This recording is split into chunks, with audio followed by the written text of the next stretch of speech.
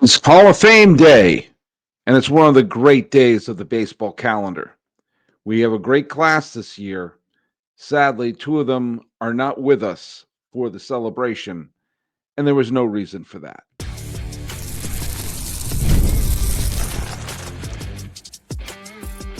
You are Locked On MLB, your daily MLB podcast, part of the Locked On Podcast Network, your team every day.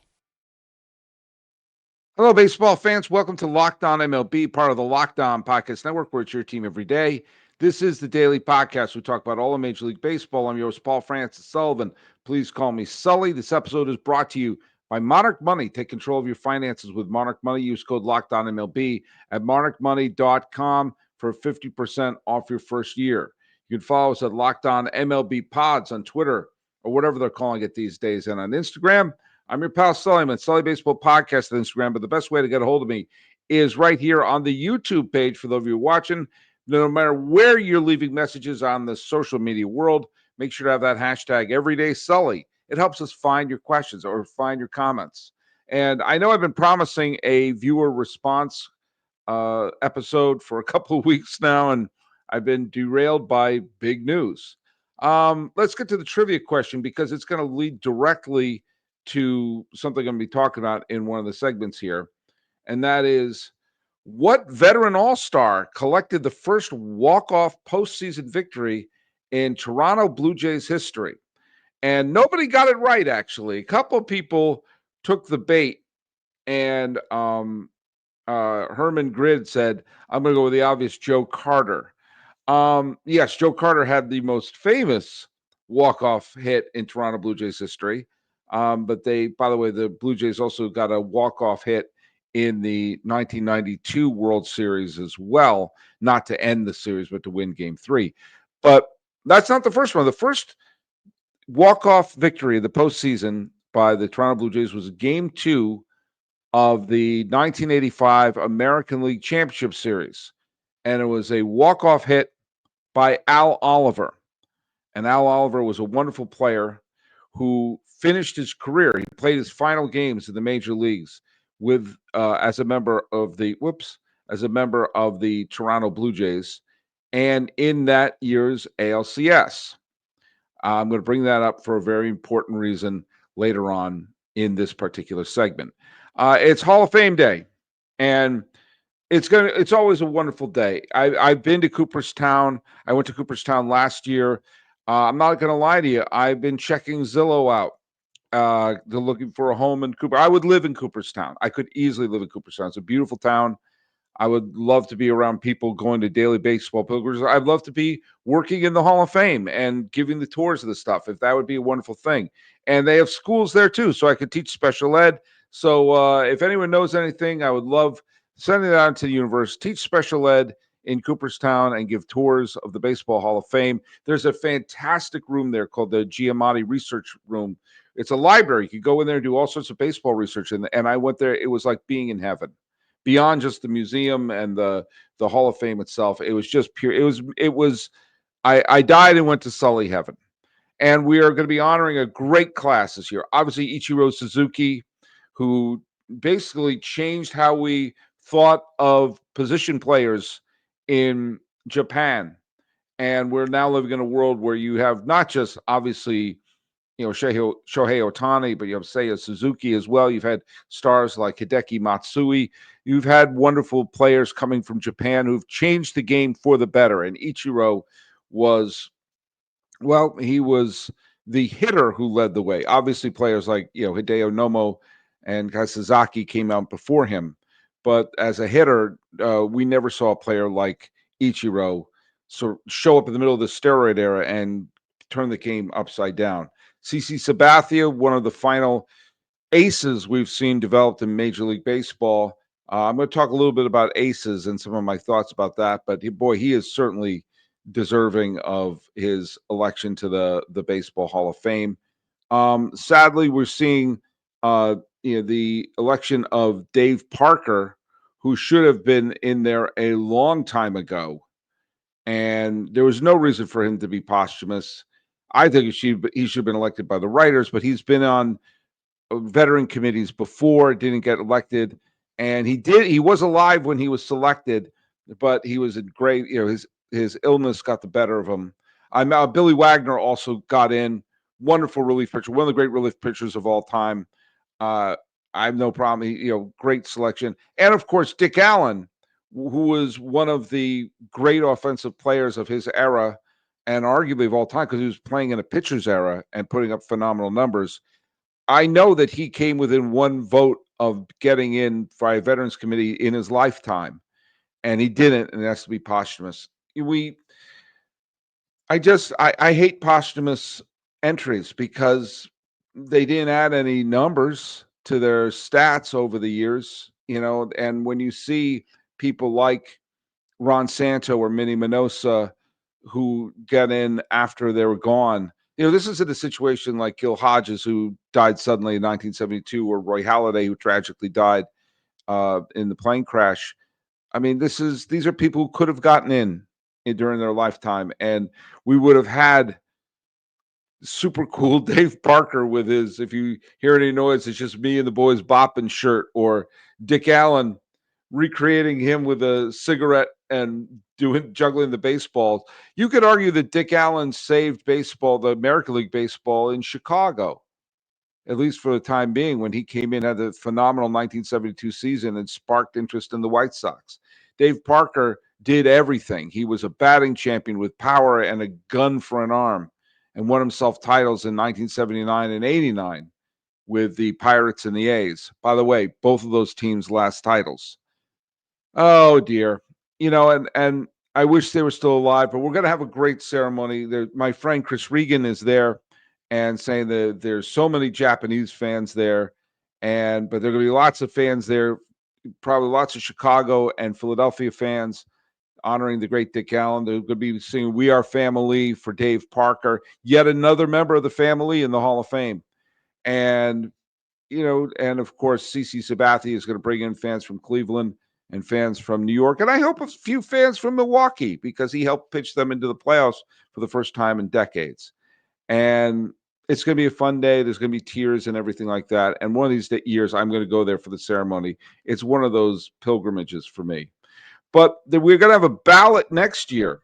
And I want to just sort of bring up, we have there's not a lot of new names on the ballot that are going to be elected. I think there are two that are remaining from the ballot. And do you know what? There's one I just want to say, it may be time to stop some of the nonsense and really, really wonder, why can't we elect this person in?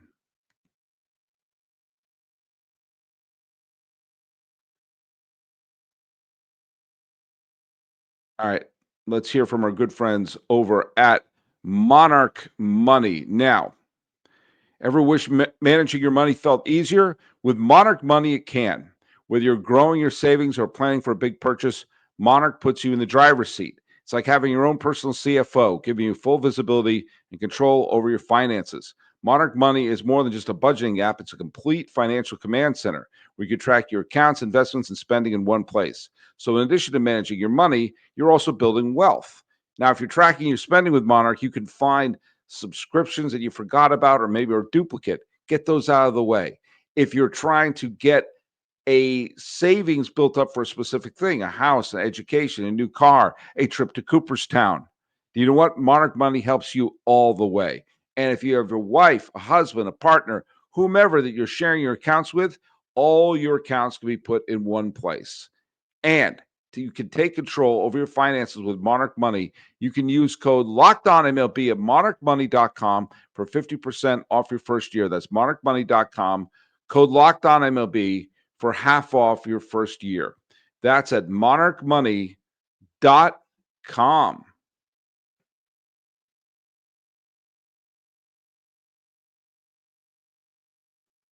All right. There's not going to be any big new names. There are lots of the Cole Hamels and players of that like who are going to be on the ballot next year. And I don't think any of the new class have a realistic shot of getting in. Carlos Beltran came this close to getting elected last year. And when you get into the 70s of the 70% of the vote, you're almost certainly going to get in. And Carlos Beltran's a great player. He gets in the Hall of Fame. I have no problem with it. Andruw Jones is also probably going to be elected in. He got very close last year. I have no problem with Andruw Jones getting in. None. I mean, they're both wonderful players, and we'll see if they get elected in. Fantastic, good for them. I hope they get the big ceremony there and everything like that. Alex Rodriguez is on the ballot.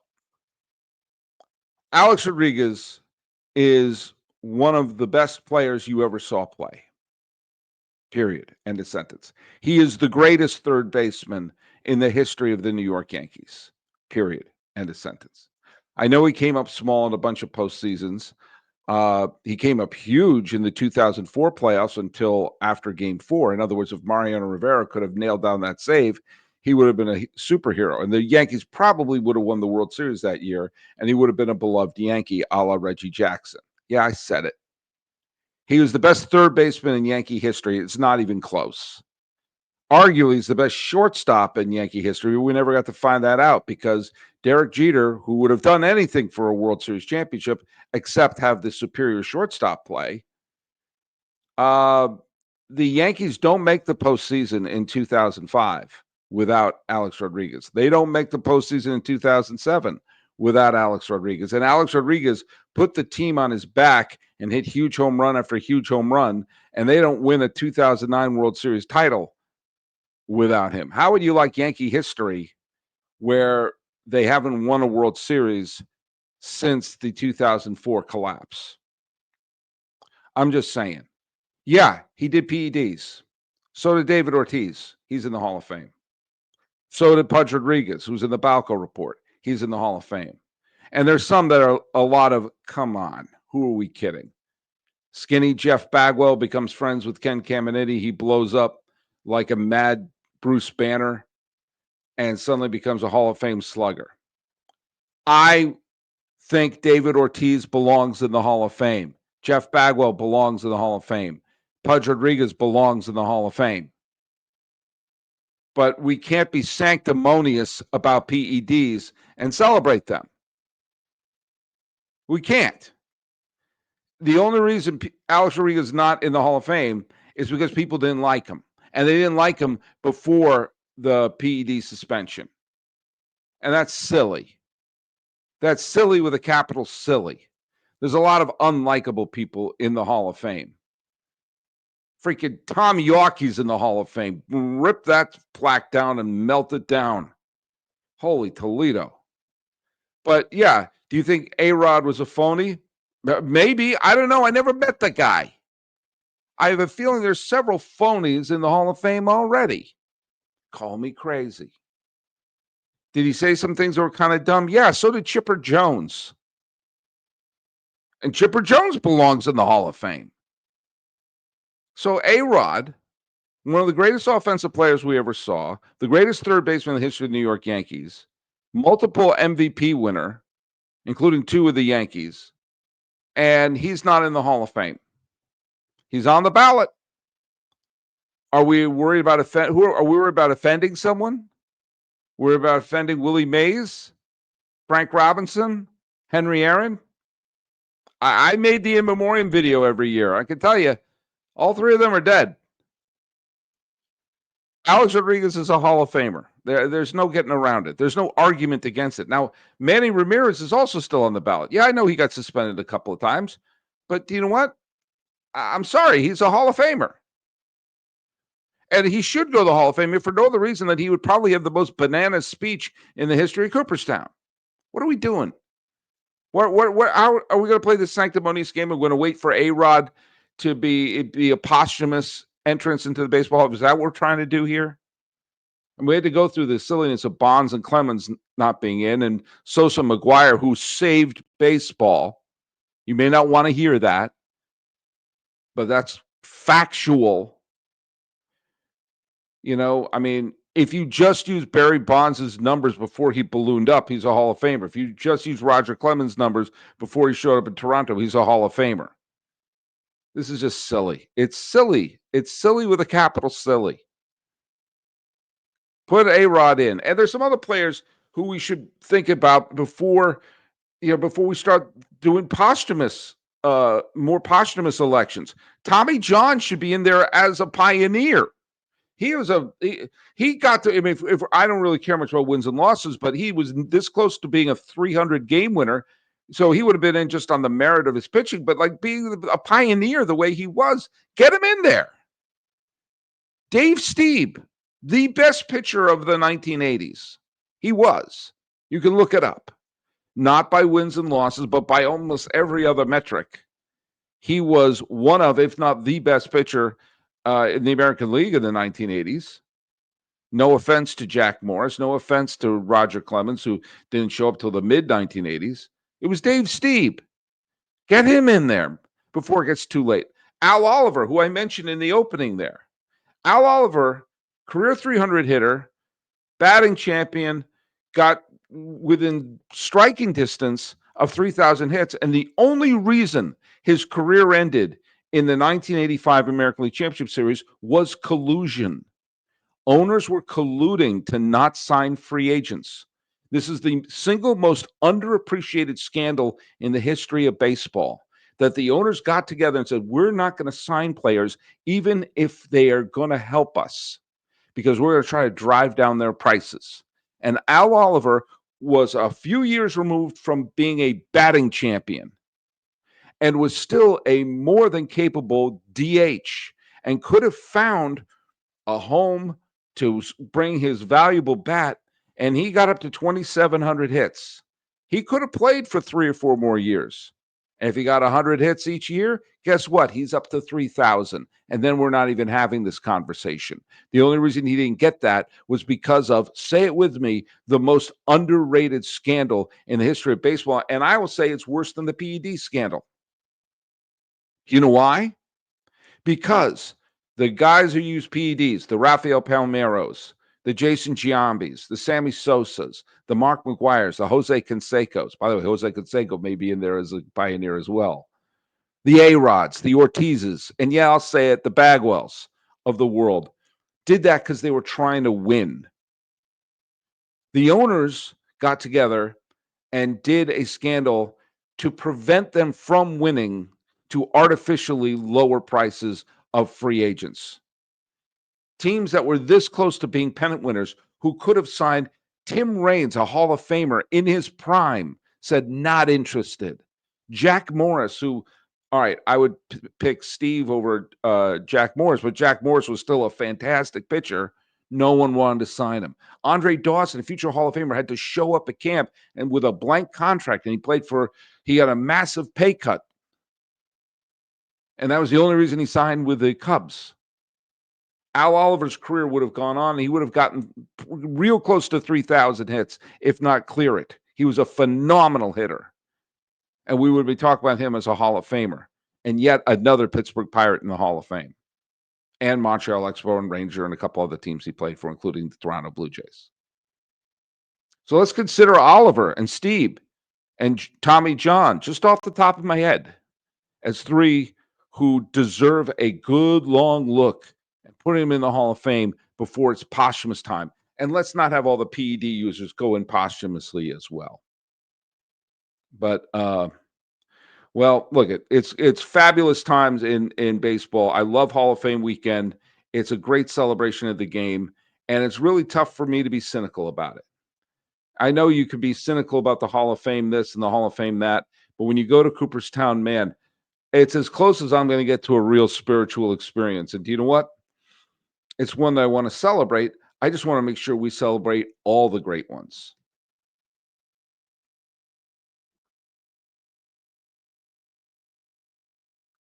All right, let's hear from our good friends over at Gameday Hue. Now, Gameday Hue is our new great sponsor. And let me tell you something. They are having terrific hats like this one here. And this is, you got the color, this is the color of the Red Sox hats most of the time. Sometimes they wear those weird green ones, but no, this is the real color of the Red Sox hat. And sometimes, like my cousin Josh, he doesn't like to have hats or shirts that have logos on them, but you want to still represent your team. And the last time I heard my cousin Josh refer to his team, he said, "Go San Diego Padres." He's a native of San Diego. and he would probably have a brown or yellow hat without the SD. It's kind of a classy way to show what team you're supporting without having big logos and everything. It's a clean, no logo gear, team inspired colors for every pro and college fan base. It's all about getting their colors speak for you, not the giant logos, just smart, versatile style that works on game day, on the course, and anywhere in between. If you want to wear this at a tailgate, tea time, you want to be with a bunch of adults and feel like you're not a 7-year-old kid saying, "Oh, look at my team, go team." And it's not just hats. Check out, they got the split shade gloves that are made for the golf course. When my cousin Josh and I, as we always do, go to the golf course, and they make the perfect gift for the fan who has everything. Like my cousin Josh, we celebrated his birthday, and I should get him some of these for his beloved Padres while I go out golfing again with my cousin Josh. Right now, my cousin Josh and you can get 15% off with the code MLB15 at GamedayHue.com. That's GamedayHue.com. The code even stacks on bundle deals. So now's the time to load up. Let your colors talk because colors speak louder than words. That's GamedayHue.com, code MLB15.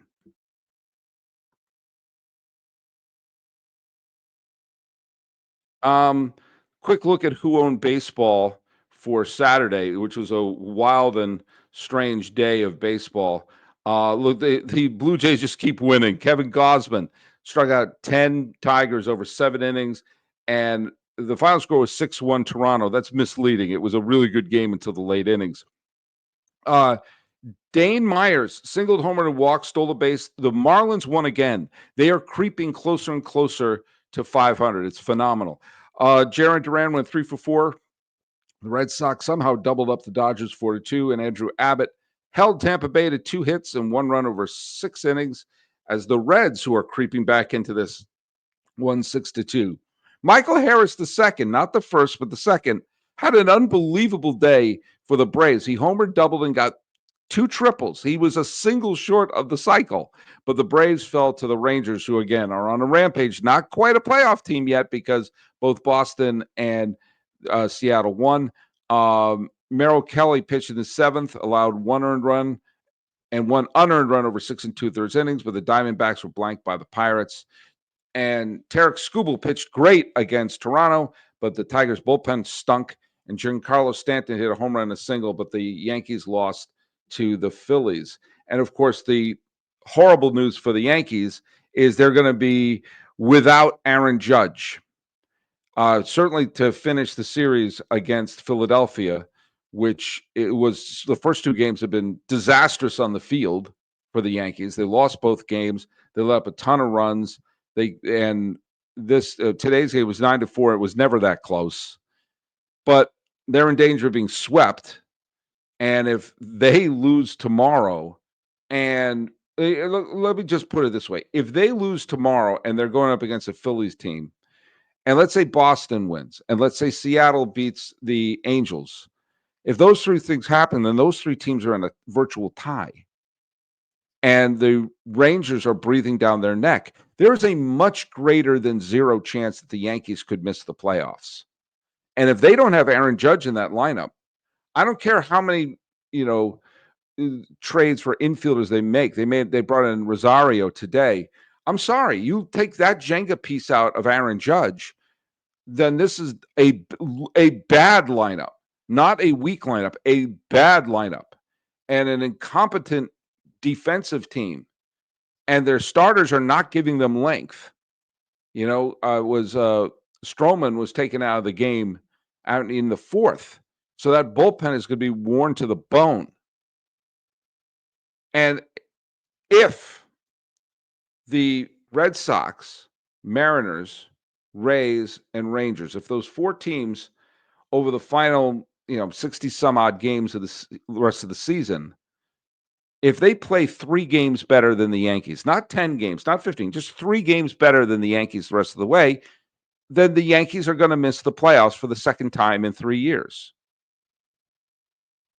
There's a much larger than 0 chance of that happening.